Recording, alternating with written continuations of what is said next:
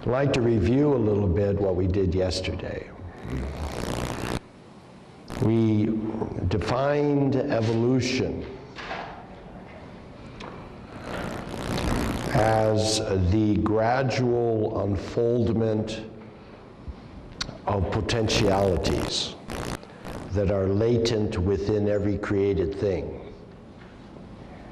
We will talk a little bit more about that today when we discuss the Greek philosophers, which is the topic for this next hour. We talked about what it means to be human. Human being has two aspects. One aspect is that it includes within its reality the characteristics of all created things. That is, the mineral, the plant, and the animal. And it has, in addition to that, an intellect. And through the power of that intellect, it can discover the secrets of nature. But in addition to that aspect of its natural endowment, of the things that nature has given human reality, there is another reality, a higher reality, a spiritual reality. And that requires a mediator to connect the individual to that higher self. That is a spiritual phenomenon, a mystical process. Because left to its own devices, humans will follow their nature, as all other creatures. But its nobility cannot be found solely within its nature. It can only be found by moving itself from its nature to that higher plane and to discover its true self, which is a spiritual reality. This is what the Hindus meant by the self, the Atman. This is the purpose of religion, to connect the individual to their higher reality. That cannot be done, however, solely intellectually. It has to be done by translating that knowledge into action, by transforming oneself in their behavior. This is why we need one another. This is why there is society. The messengers, as we move from Adam to Zoroaster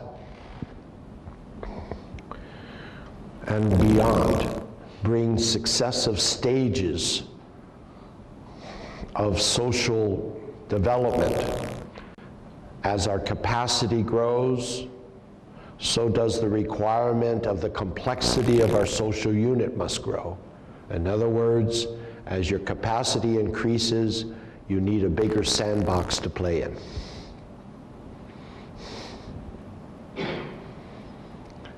It is through the practicing of building civilizations in our human relationships and the building of family solidarity, community cohesion, and national unities that we practice our spiritual qualities.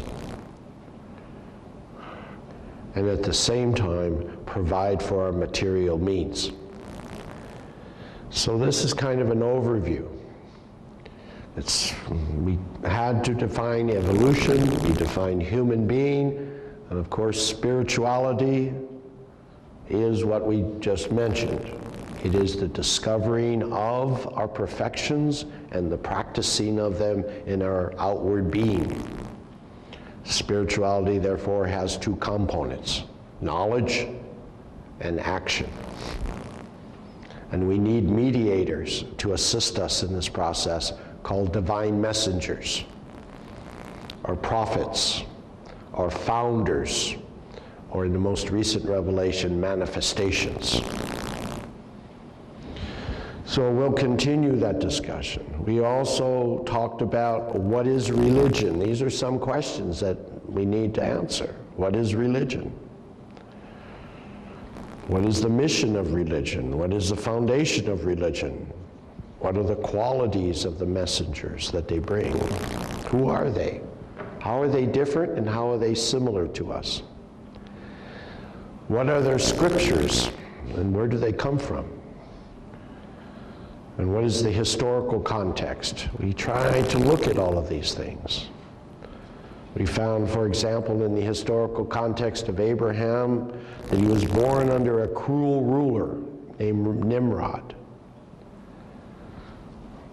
Moses came at a time when the people were in the yoke of slavery and the Egyptians were bogged down in their cults and their worship of many gods. Zoroaster came when the people lived in fortresses in fear of raids. People were so barbaric at that time. Krishna was born in a time of great chaos. Buddha came into a period of deadening feudalism as a result of the caste system that was developed, that came as a misunderstanding of the teachings of Krishna, a caste system that still lingers to the present day.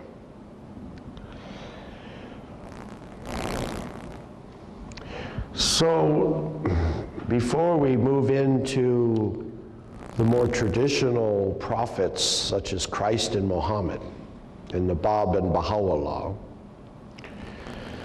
we want to cover a period of history that is nothing short of phenomenal. We have perhaps never seen the like of it. And that is the period of the great Greek philosophers. And that period, usually in the history books, ranges from about 600 BC to about the time of Aristotle, or 300 BC, so about a 300-year period. But we glean from the Baha'i writings that really the early philosophers came earlier than that. And this is, again, the uncertainty of history. So depending on your belief system, you decide which you believe, academia or Baha'u'llah. That is not for the purpose of this lecture series is to get too involved in trying to figure out the time or chronology of the Greek philosophers.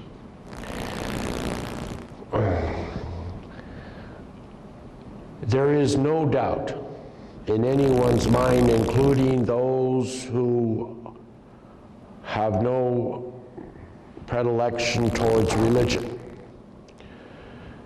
that the Greek philosophers derived much of their wisdom from the ancient religion that existed many years prior to their coming. The only evidence we have of who that prophet might have been is a man named Idris, more commonly called Hermes, from which the Hermetic tablets are often associated with,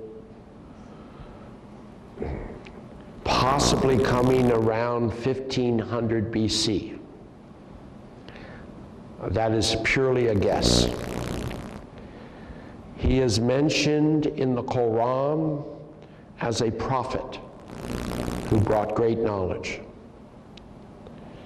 He is called the first person in the Baha'i writings who was devoted to philosophy and science. So he is considered by the Baha'i writings to be the father of philosophy and science.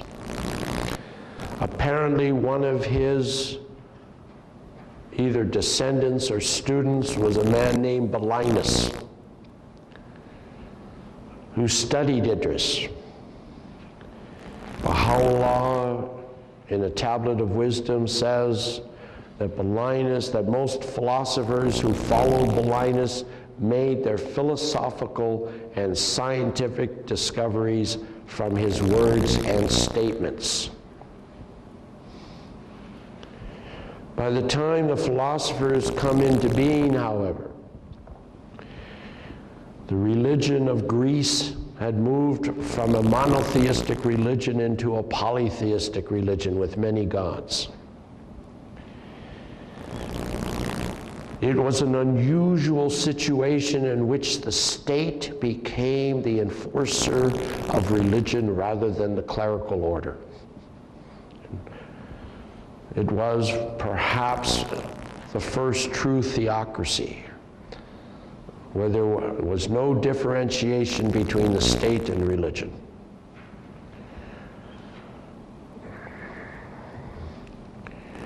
The religion had declined, as we mentioned.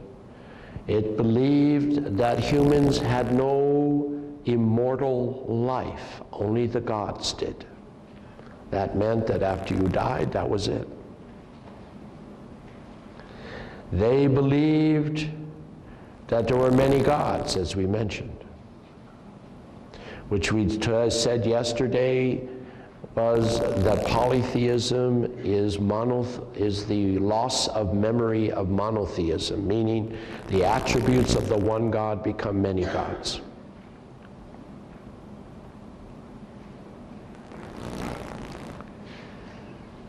They also believed that human beings did not have free will, that the gods determined everything, that we were ruled by fate. All of the philosophers we're going to talk about today had beliefs that were opposite to what the state believed in. One of them was executed as a result. His name was Socrates. The first, however, is a man named Empedocles. According to Baha'u'llah, he is a contemporary of King David. He believed in one God and immortality of the soul. He is the one who concluded and defined love as that which creates the union of elements. In other words, he said love was the basic binding force of the universe. He defined strife as the separation of elements or decomposition. He was the first to use logic that we know about in philosophy, and concluded logically that since love creates union of elements and therefore union of hearts, heart was considered an element.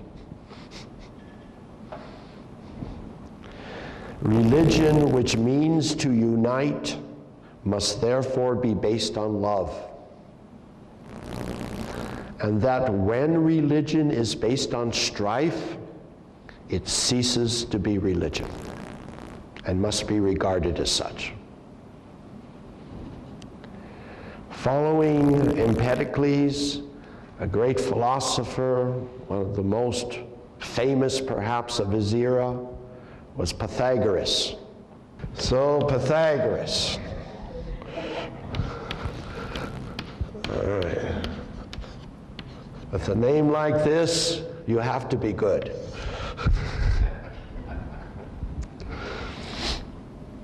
He was a contemporary of King Solomon, perhaps around 1000 BC.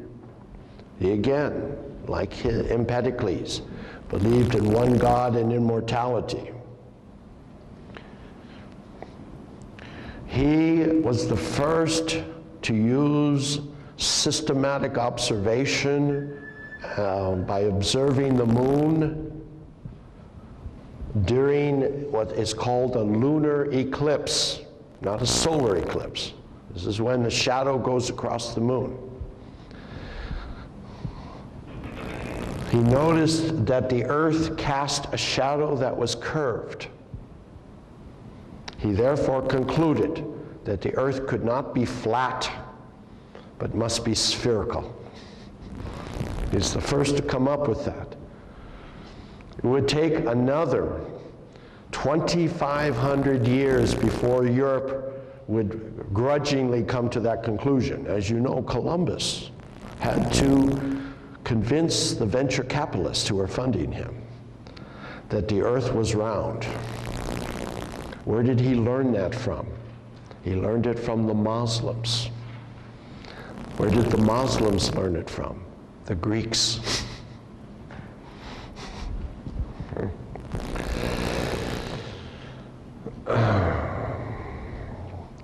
He also said that the human reality is based on a faculty, the most important faculty of the intellect was what he called the rational faculty.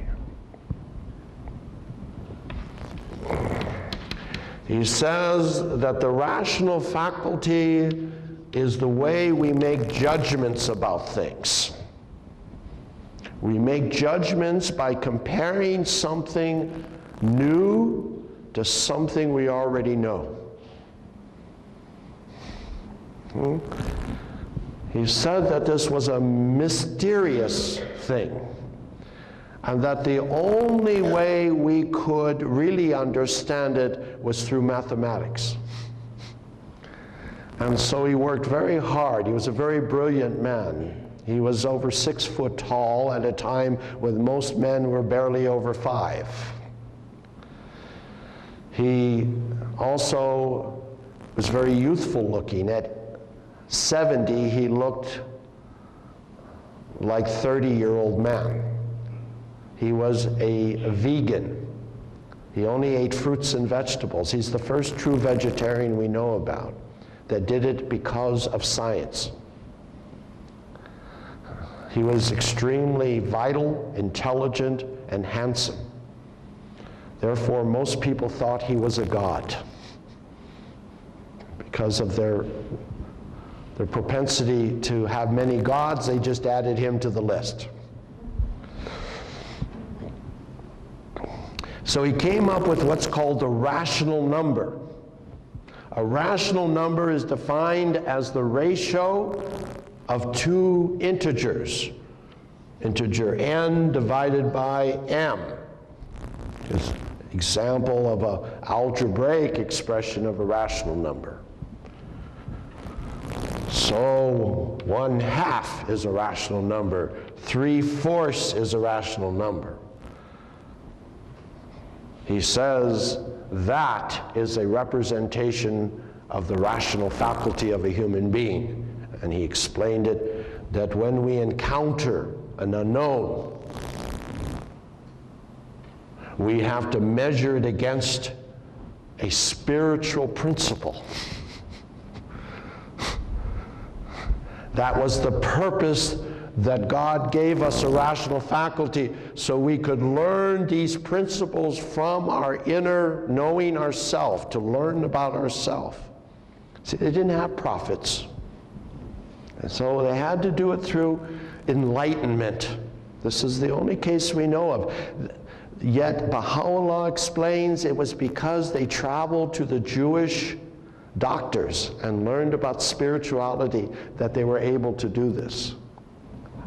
As that may be, the fact is that they're exalted in Baha'i writings because they had the truth. So the rational faculty is to compare one thing against another. If you do not have good things in the denominator to compare things with, your judgments will be faulty. The fallacy, therefore, of human intellect is how good are these things in the denominator? Then he said, we now need to have a way of describing the divine, which is not the rational faculty. I'm really taking shortcuts here. Instead, I'm going to define a new kind of number called an irrational number. Well, listen carefully. This number cannot be expressed as ratio of integers. But it has the property that if you were to do, now he didn't have the decimal system, but if you look at irrational numbers in the decimal configuration, you'll find that an irrational number like the square root of 2 never repeats itself. 1.415926535. My memory doesn't remember any more figures. But you see there's no repetition here. Whereas any rational number repeats itself. He said this infinite series of numbers is a representation of God, or the divine. So now, then he does something absolutely brilliant, perhaps one of the most brilliant unions of science and spirituality that I have come across. He says, each human being is an independent being because they have a soul. So he described an individual by an integer because that is of this plane, that is of this world. And so we have, let's make this person 1. And then he said, let's look at another human being. And because they're independent, we put them at right angles to each other. And so that actually is the mathematical way of describing independence. And we'll make this guy 1 too. Also. He said, what can connect two independent beings? He said the only thing that connects two independent beings is the divine, which we call the hypotenuse.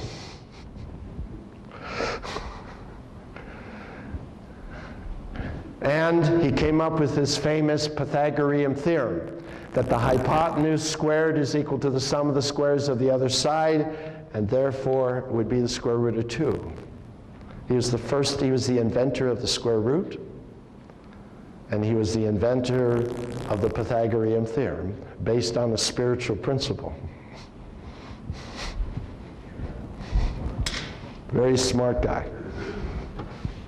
After Pythagoras came a Greek philosopher and physician by the name of Hippocrates. And Hippocrates was a man, a very humble man,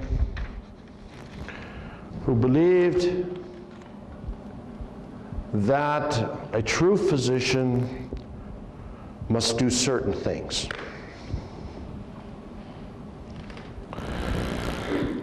And he created an oath called the Hippocratic Oath that every doctor takes after graduating the medical school. Except, as we will see, they left off most of the oath that they take. The one they retained is that you do no harm when you treat a patient. That means that the human being must be an end in itself. You do not use people for your own research. That human sovereignty and dignity is the most precious thing that you must preserve. And therefore, you do not do harmful things to people because of experimentation or because of lack of due diligence in your diagnosis. You know, today when you go to a doctor, you basically become a laboratory rat. They give you pharmaceuticals until they finally figure out which one works. This is actually in violation of do no harm. The problem is that it's a self-policing organization. Hippocrates also believed in one God and the immortality of the soul. He said that health is harmony and disease is dis-ease, meaning lack of harmony. He said, therefore, the job of the physician was to bring back that harmony, and the body would then heal itself. He said, in order to do that, you must treat the whole person. You must treat that person psychologically, emotionally, which is also psychologically, includes spiritually, physically, and that if you left off one of these, you were only treating a portion of the problem, because everything is connected. Therefore, he made it a commandment that a doctor make sure that all things were considered in his diagnosis. Today, holistic medicine is a rare thing indeed. It is rare to find someone who can do all four elements. He said, you must treat the patient regardless of their ability to pay. He warned the people who were interested in becoming doctors that if your interest is in having a 3-car garage, which of course they didn't have then,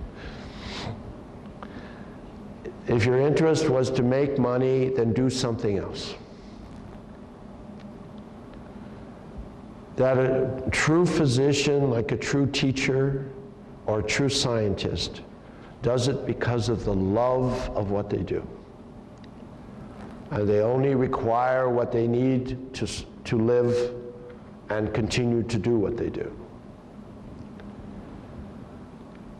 He says, if a doctor has other motives, they will fail to treat the patient properly. He guaranteed it. And finally, his last oath was that the doctor must live longer than anyone else in society. He said, why? He said, because the doctor must live from one generation in a family to another. He believed in family physician. He said any other form of physician could not discover the true nature of illness, because illness and families are very closely tied together. And you watch the father's diseases and chronic illnesses, you will know the son's. That there is great continuity. This is long before genetics were understood. This was out from experience. He therefore said that physicians must live a moderate life. They must eat well, they must get plenty of rest, and they must have education that is moderate. Everything I've just told you does not exist in modern medical practice. Medical school is the most stressful and physically harmful educational process that exists in America today. Medical practice is everything but moderation. It has some of the worst hours and the highest stresses of any profession. As a result, according to the 1980 census, doctors are one of the shortest living life expectancies among professionals in America.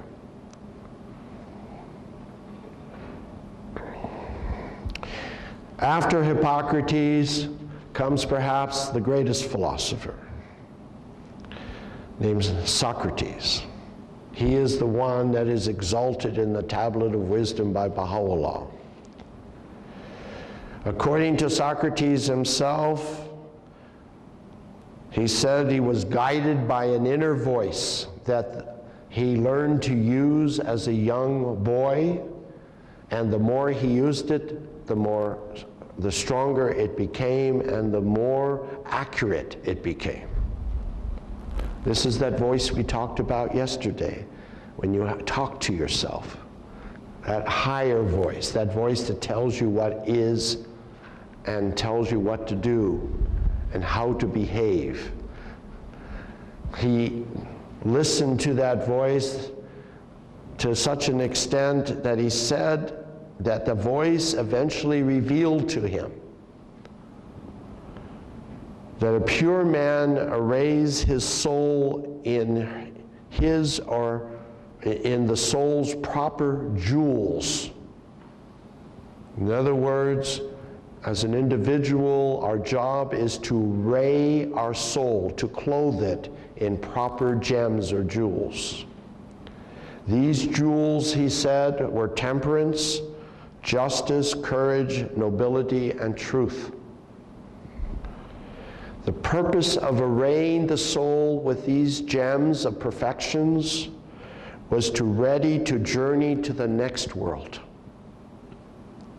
That they would become the vehicle for our development in that world, in our growth towards our Creator. There is no release or salvation from evil except through the attainment of virtue and wisdom. Socrates was the philosopher who said that speculation in philosophy was useless. That he warned the future generations from making philosophy talk about talk, which, by the way, is what we do in the universities today. He said the purpose of philosophy was nothing less than the total transformation of human character. And then he said, of course, this is the purpose of education. That if education does not transform character, then it is not true education. He said the search of truth is the highest obligation, that faith was absolutely essential, but blind faith was to be discarded.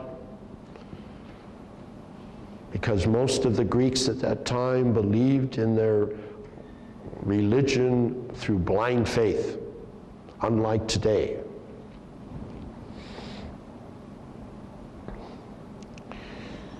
He said that he believed in one God and professed that belief. Most of the philosophers who we talked about did not profess openly that belief because it was heresy. He also professed to the society and to his students the immortality of the soul and free will versus predestination. You see, it's very easy to control a society if they believe they don't have free will. The state, therefore, tells you what to do, and that is the highest morality.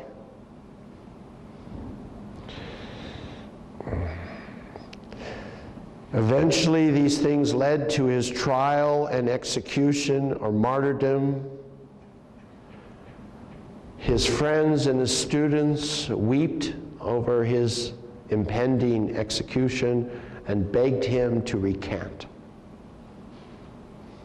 The state also offered mercy if he would recant these beliefs publicly. He said, no, if I were to recant my beliefs, I would nullify all of the accomplishments of my life.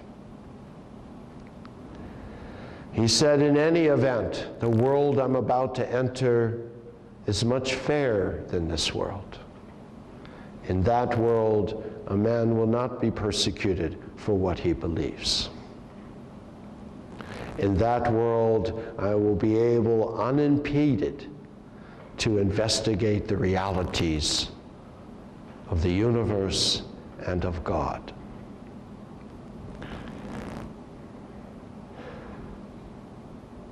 After Socrates came his student through which we know anything about Socrates, because he didn't write or record anything himself.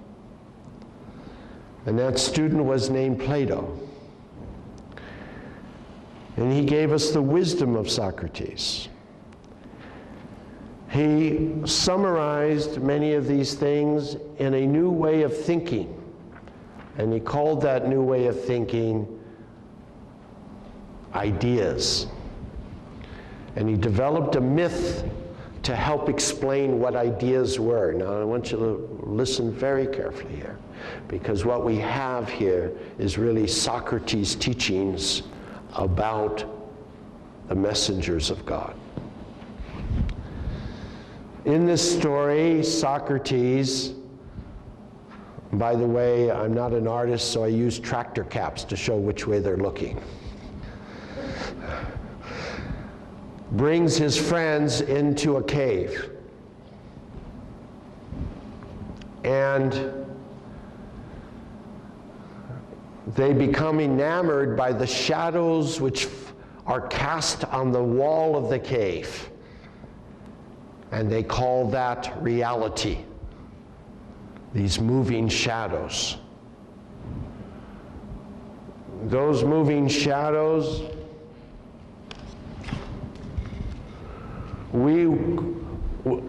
since they move and change, they follow the laws of time and space. They're temporal and local. We would call that context. The people are attached to the context. But he told his friends to turn around and to look towards the source of those shadows. And you will see that there are forms called ideas,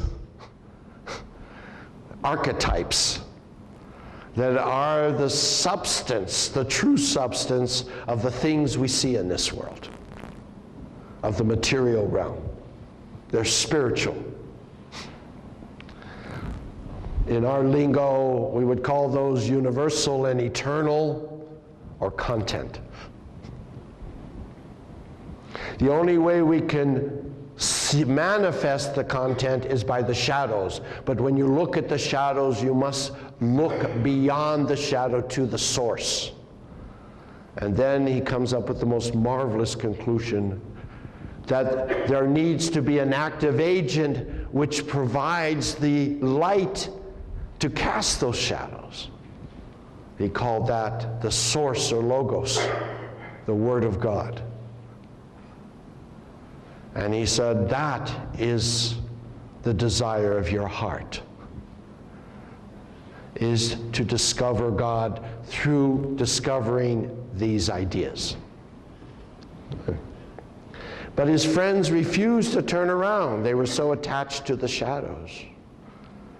And eventually, in the myth, they turn on Socrates and they kill him.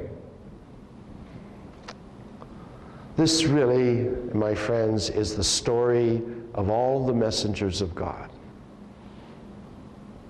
They bring the people to turn away from the things of this world and to look at the source of them and the cause of them. But the people become attached to these things, and they eventually persecute and in many cases execute the messenger.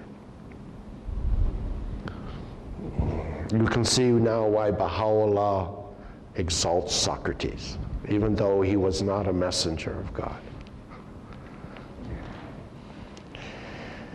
It was Plato who said that justice is that which promotes the welfare of the people, of the whole.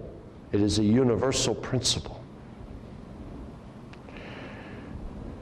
He said that the soul can comprehend ideas through contemplation or meditation, what Hindus called meditation. That they could not be contemplated through just experience, but that one had to go beyond experience. And that he defined a new field called ethics, which is putting these ideas into practice, which was the whole purpose of Socrates' philosophy in the first place. Plato establishes the first academic entity called the academy. That's where academic comes from. Purpose of academy was to discover the hidden realities and to transform character.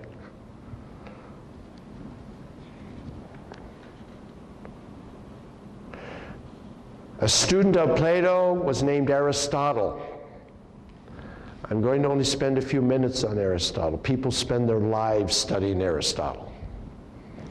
I'll just share a few things. He is the one that invented a new field called physics, which was the science of motion. But the motion that Aristotle was interested in was not the physics of today or the motions of today of objects.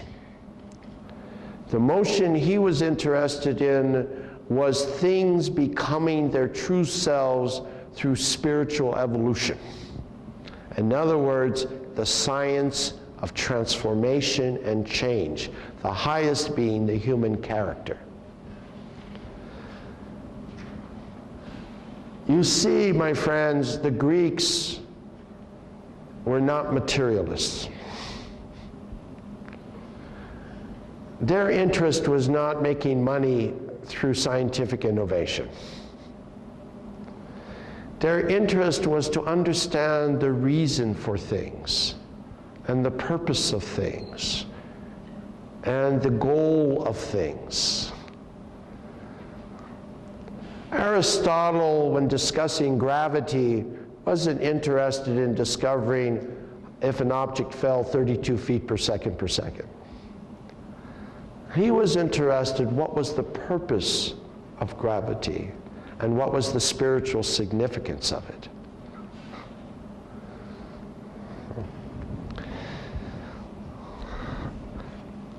He is the one that said that the soul is the active agent. It's the soul of the plant is what makes a plant a plant. The soul of an animal is what gives it the sensory perception, and the soul of a human is what gives it the mind, the rational soul.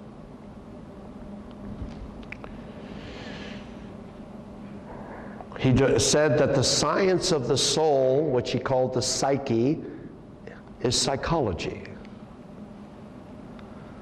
That psychology should discover what the soul function is, what is conducive to its nobility and abasement, and therefore he makes psychology completely consistent with the purpose of religion, which is the ennobling of the human soul.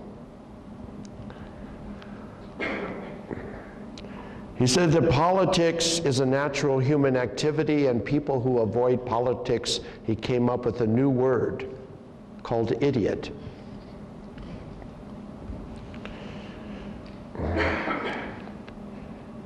This is why Erich Fromm, in a speech he gave about where America was going, he said, we're becoming a nation of idiots. He was totally misunderstood because they was using the modern term. People were attributing the modern definition of idiot, which had mental deficit, when in reality he wasn't talking about that at all. He was going back to Aristotle's definition of idiot, which was a person who did not care about civil affairs and isolate themselves. He said that governments, by their nature, become corrupt. That a monarchy, by its nature, will become tyrannical. An aristocracy, by its nature, will become oligarchy. And democracy, by its nature, will become a demagogy. What is a demagogy? Well, that's what used to happen back in those days. It doesn't happen today. Demagogy is when a politician uses the superstitions, emotions, and reactions of the population to do things that are not in their best interest.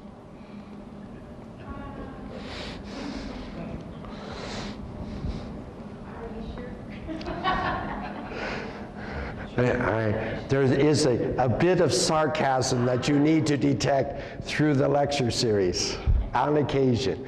I try to avoid it, but sometimes I can't help myself. He said that the only way in which governments can avoid declining into corruption was through emphasizing justice and wisdom. In other words, spirituality. Because you need an active agent to bring things to a higher plane. Things do not go to a higher plane by themselves. My friends, this is the whole reason why you must have religion renewed periodically. It brings the active agent and allows creativity, allows new energy, allows new spirit to infuse into creation, to raise it up. The only agent that can do that is an active agent, a spiritual agent.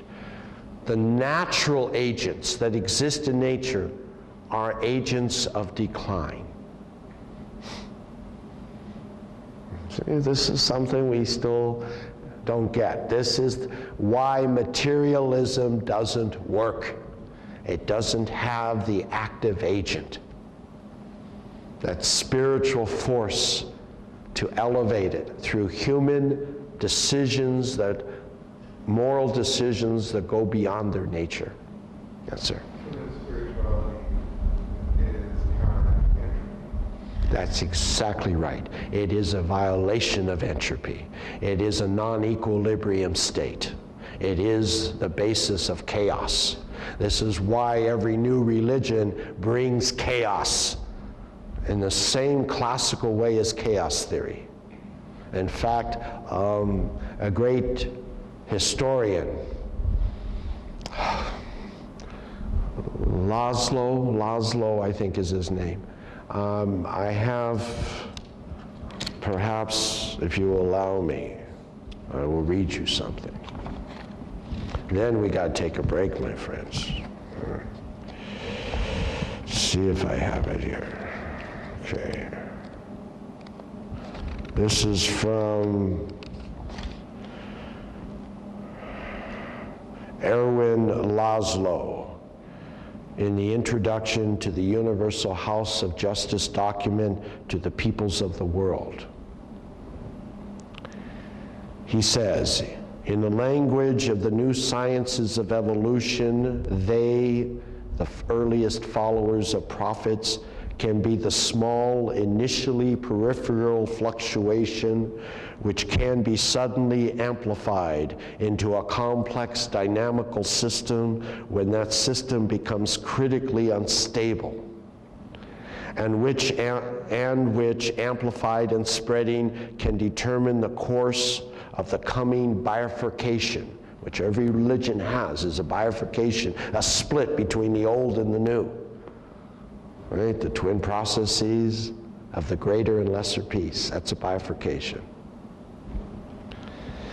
Acting with sound knowledge, sound faith, firm determination, he goes on to describe, men and women of goodwill can load the dice of social change, bias the statistics of evolutionary transformation, and achieve a humanistic end that is consistent with the great patterns and modalities of evolution that hold good on earth as in the vast reaches of the cosmos. Hey, that's how you want to teach religion to scientists. That's how you do it, my friends. You do it in the language they understand. Okay, let's have a break. Then we go to a very different topic, that of Jesus, the most difficult topic. Why? Because we know so much.